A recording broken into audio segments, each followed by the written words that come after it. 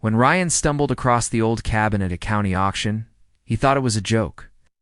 The listing started at 25 cents, and he raised his hand half seriously, expecting someone else to outbid him.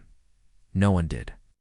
The auctioneer slammed the gavel, and suddenly Ryan owned a weathered log cabin on the edge of town.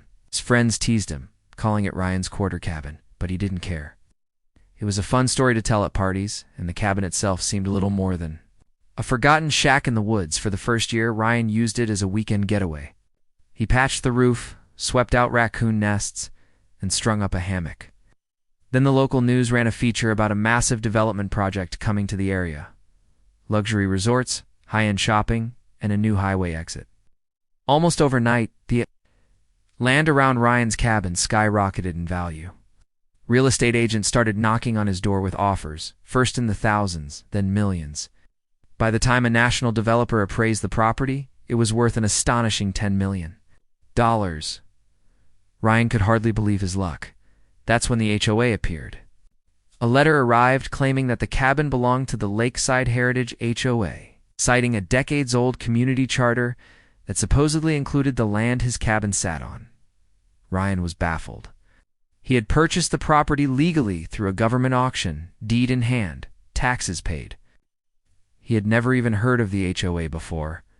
A week later, a group of stern-faced board members showed up, insisting the cabin was common property that had been mistakenly sold. They argued that the HOA had the right to reclaim it without compensation. Ryan laughed in their faces. "I bought this for a quarter, fixed it up myself, and now it's mine. You can't just take it back because you suddenly realized it's worth millions." The HOA didn't back down. They began filing complaints with the county, putting up no trespassing HOA property signs, and even hiring private security to patrol near the cabin. Ryan was forced to hire an attorney, who uncovered that the HOA's claim was based on a long-abandoned set of documents never properly filed with the county. Legally, they had no standing. In the end, the judge ruled in Ryan's favor, dismissing the HOA's claims as baseless.